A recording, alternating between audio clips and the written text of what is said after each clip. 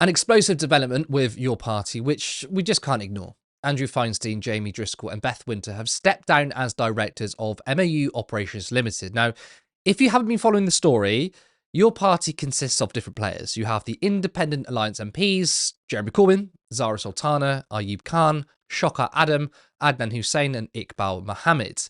And they were to steward the party to conference. Then you had Andrew Feinstein, Jamie Driscoll, and Beth Winter, who set up MOU Operations Limited to handle data and finances. Then, of course, you'll remember, Zara set up a membership portal without the agreement of everyone. The portal, where 20,000 people signed up, by the way, was held by MOU. So Andrew, Jamie, and Beth have the money and data. Then after the Zara debacle, Jeremy Corbyn set up another membership portal. We don't have any numbers from that one. Then it went quiet, it was silent. We didn't really hear anything. We were told that they're in the process of migrating all the information and money from MOU to, I think, Peace and Justice, which is an organisation directed by Jeremy and Pamela Fitzpatrick. Some were speculating that this means that all the power and information will be held by one group. So beforehand, you had Andrew's team in charge of the money and data, and let's call it Jeremy's side. I know it's a bit simplistic. Would have the political control with the plan to build democratic structures at their conference in November. Then this article drops. Your party to launch legal action against 3 of its rogue founders, sources say. Your party, the left-wing party steered by Jeremy Corbyn and Zara Sultana, said it is preparing legal action against a group of its own founders after a final deadline to hand over at least £800,000 in donations passed without payment, The Guardian understands.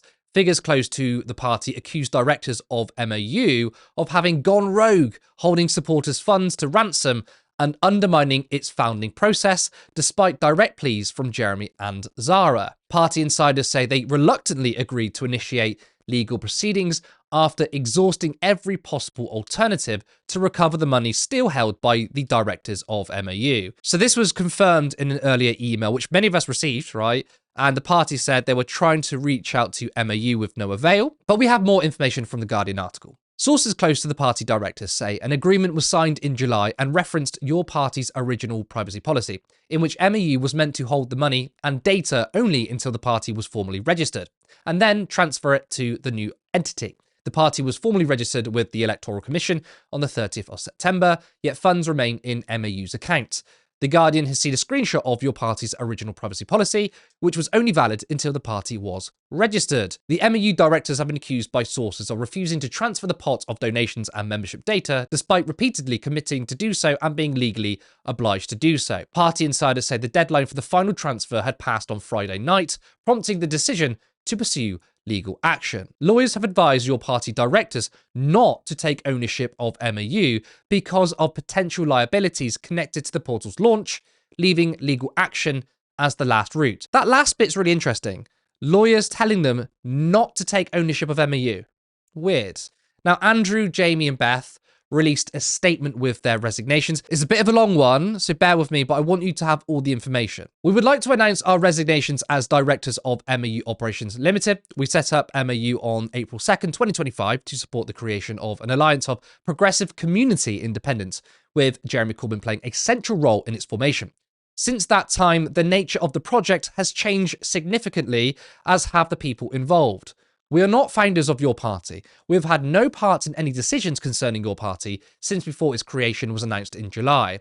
We set up no portals, donation pages, membership systems, or anything else. We have not been involved in any of the founding processes in any way. The role of holding donations was thrust upon us. The company we are responsible for has repeatedly been used without our agreement. From the day of the launch, we have raised concerns about the lack of agreement and appropriate governance. We asked the Your Party leadership to meet with us to resolve it. We have wanted to hand everything over from the beginning. Only one of their directors agreed.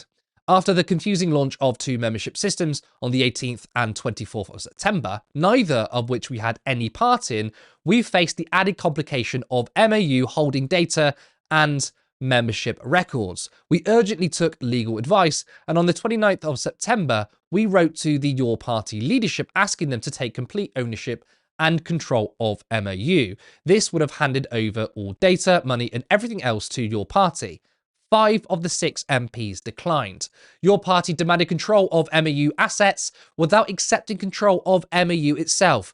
This would have left us to deal with the liabilities and costs from the confused membership launches. We cannot accept personal liability for actions that were taken without our knowledge or approval, nor could we agree to a proposed resolution that put MOU at risk of having liabilities exceeding its assets. We explained in detail why these proposals were not tenable. We were told that refusal will result in public condemnation. We have tried many times to hand over everything to your party, lock, stock, and barrel. You cannot simply hand over data without following GDPR regulations. Not everyone understands company law or GDPR. In simple terms, we offer to hand over ownership to your party and make the 6 Your Party MPs directors in our place, giving them full control. Only 1 of the 6 was willing to do so. We have been extraordinarily patient and tried to resolve this quietly behind the scenes. Your party have claimed in emails and social media statements that we delayed the data transfer. We repeatedly asked them to stop making factually incorrect claims of this nature. They gave hostile briefings to journalists. We behaved with integrity. Zara Sultana has agreed to become the sole member and director of MOU with a commitment to use the resources for your party as was always intended. We will resign immediately once the legal formalities have been completed. We will have no further involvement with MOU. We want nothing for ourselves. We have taken no money or benefit in kind. That is some kind of statement. Again, quite long-winded, but people need access to all the information.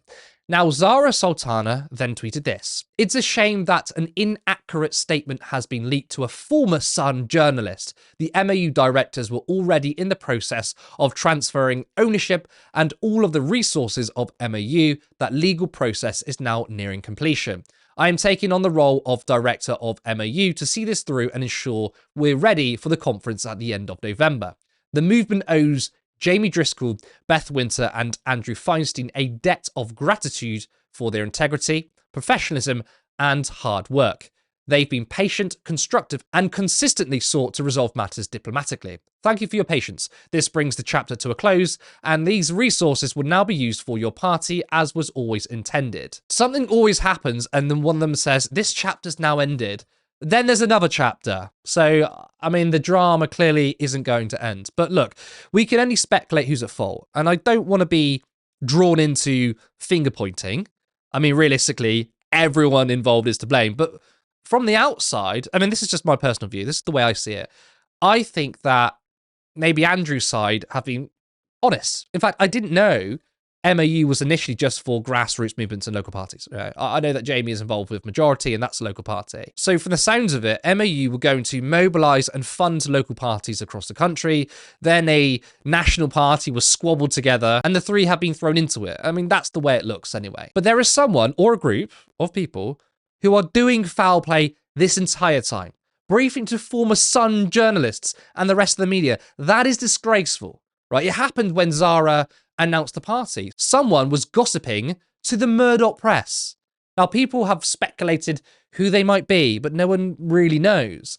Now, I'd say Turn Left has covered all the Your Party developments the most, and we've had some comments, not many, say, don't do this, it's not helping. Now, personally, right, I'm a big supporter of Jeremy Corbyn and Zara Sultana. I still want Your Party to be successful, despite everything. People might think I'm crazy, but I still want them to do well, right? And I still believe that with the momentum of the Green Party, that for the time being at least, there should still be a party with Jeremy involved, because I think they can win votes and seats in which the Greens may not be able to get. I want to see a red-green alliance. So why do we cover this? Well, it's not like we're drawing attention to this. They're doing that themselves, right? They've plastered all their drama online. They've briefed the press. So this is getting talked about regardless of whether we cover this. And at the end of the day, right, even though this is a left-wing channel, even though we support individual politicians, the channel is called A Media for Socialism. It's not called A Media for the Greens or A Media for Jeremy Corbyn. Our job is to serve our audience and viewers. Our job is to look at politics through the lens of a left-wing and socialist angle. And if certain individuals want to continue to screw things up, right, that's not our fault. We're not their PR. But I'd rather give people a critical friend rather than to see these stories and developments through liberal and right-wing media. And personally, right, I think I've been fair. On multiple times, I have said I will fully reserve my judgment until November, which is their conference, right? Look, many gave up months ago, and I think that's fine. That's people's views. But this latest development, it's hard to see how anything can meaningfully happen. I mean, losing Andrew Feinstein, losing Jamie Driscoll. Jamie, I think, is great. And it seems like they've resigned through exhaustion and are sick of the bullshit.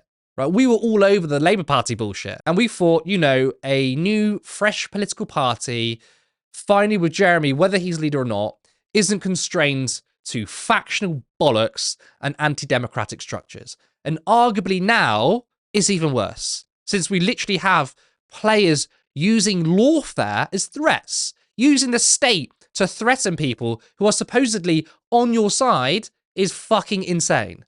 How can anyone trust this party will keep to the promise of being a democratic, member-led organisation after the conference when this is going on?